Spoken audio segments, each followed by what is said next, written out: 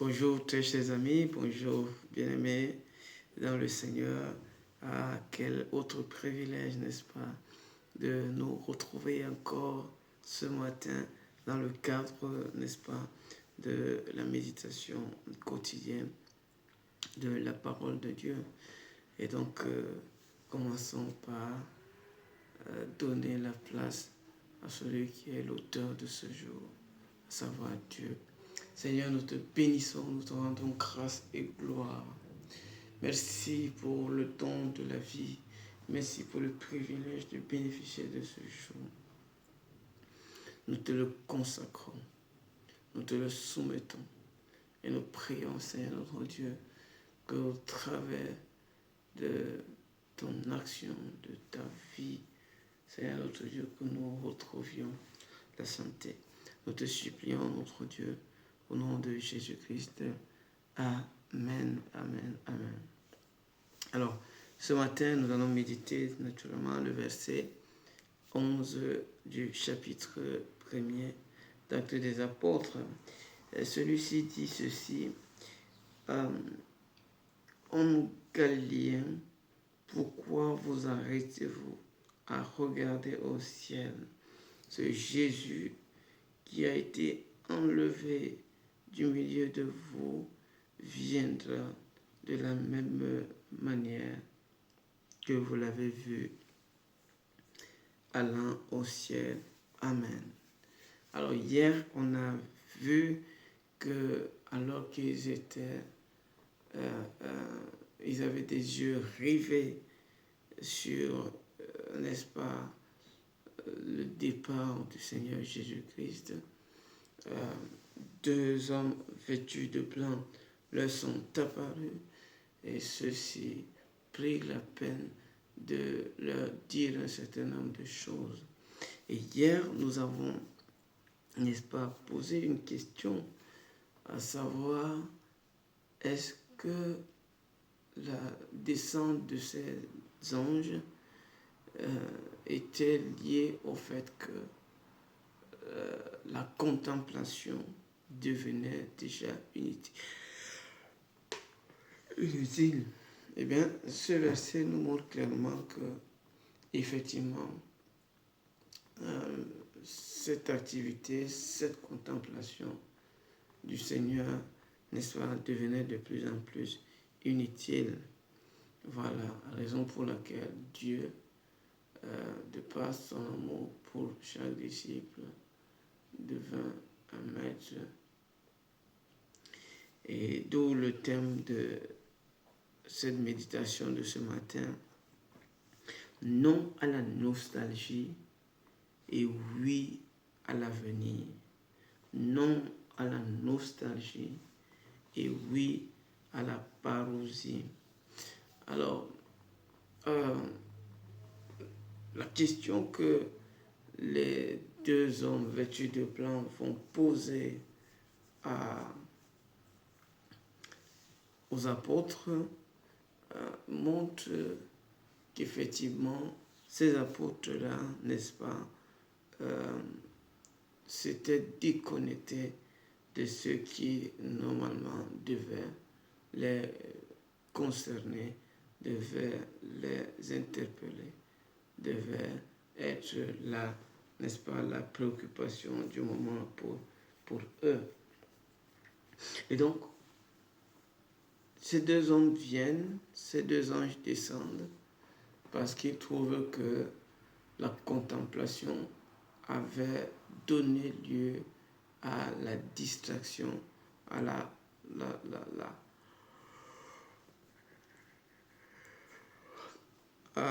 distraction et, n'est-ce pas, à la perte de temps. Et l'intervention des apôtres, des anges, vient montrer que l'activité de ces apôtres était devenue stérile, était devenue sans importance et sans valeur.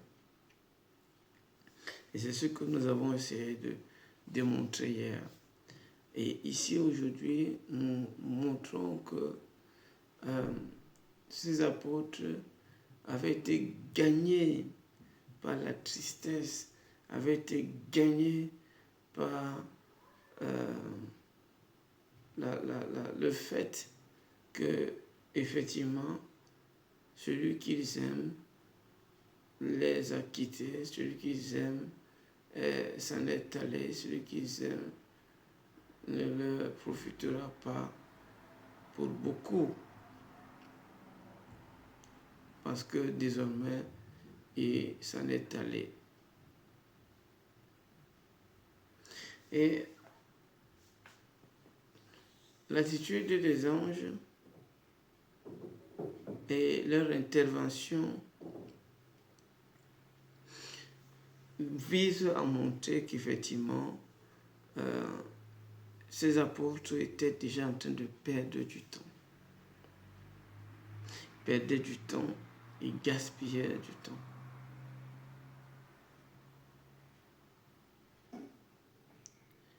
Ils étaient plus attachés au passé, attachés à ce qu'ils avaient connu jusque-là. Et ils ne voulaient plus avancer. Ils ne voulaient plus aller de l'avant. Ils ne voulaient plus se donner à quelque chose d'autre.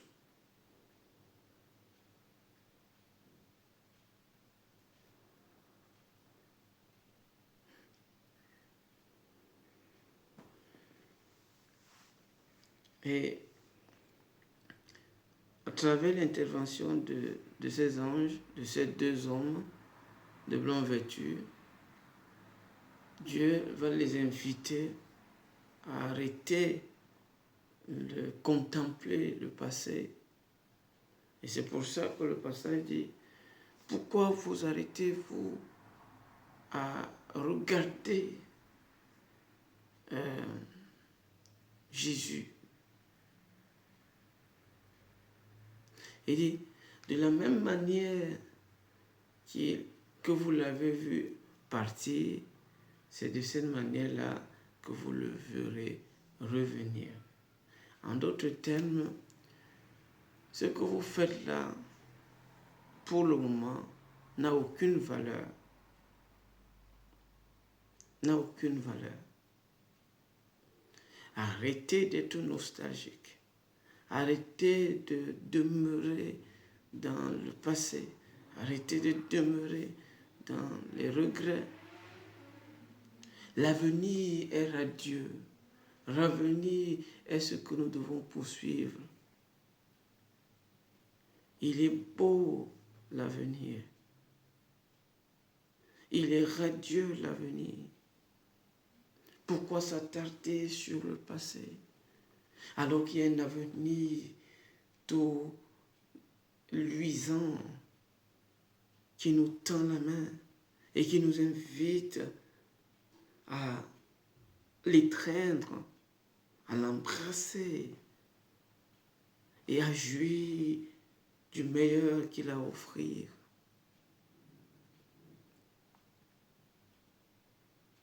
Aussi longtemps qu'on demeure dans le passé, aussi longtemps qu'on demeure dans la nostalgie du passé, il sera difficile d'avancer et de poursuivre ce que l'avenir a à nous offrir. Les anges leur disent, de la même manière que vous l'avez vu partir, c'est de cette manière qu'il reviendra. Il est déjà parti. Alors arrêtez de contempler, de regarder, de perdre du temps en étant nostalgique. Oh, combien nostalgiques nous sommes.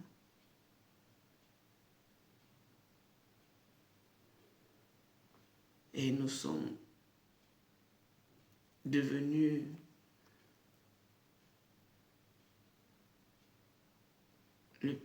attachés au passé. L'avenir n'aura de valeur que si nous apprenons à nous défaire de notre passé. L'avenir ne sera qu'attrayant que si nous prenons la peine de rompre avec les regrets, avec la nostalgie. Alors, levons-nous et regardons l'avenir, sa puissance, sa beauté, son attrait, et ces rayons qui jettent dans nos cœurs des infimes lumières, nous invitant à l'aimer, à nous rapprocher de lui et ainsi à bénéficier de ses grâces.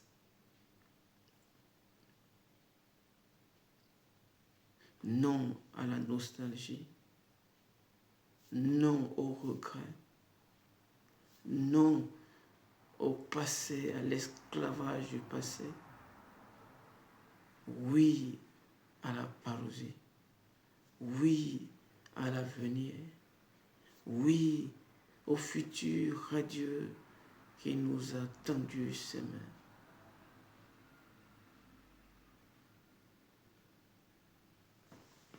Prions ensemble. Seigneur notre Dieu, notre Père, nous te bénissons pour ta parole de ce matin, qui place devant nous, Seigneur notre Dieu, la nécessité de rompre avec la nostalgie et d'être porté vers l'avenir. Nous prions, Père éternel, combien nous n'avons pas pu avancer parce que nous sommes restés esclaves du passé, ce passé glorieux, ce passé extraordinaire, ce passé merveilleux. Nous prions notre Dieu que nos vies soient conscientes chaque jour de ton avènement et que nous soyons plus préoccupés, portés, expectatifs vis-à-vis de ton retour que de demeurer et de s'adonner à ton ascension qui s'est déjà réalisée. Bénis cette parole dans nos cœurs, dans nos vies et accorde-nous de nous lever et d'avancer vers cet avenir glorieux, lumineux.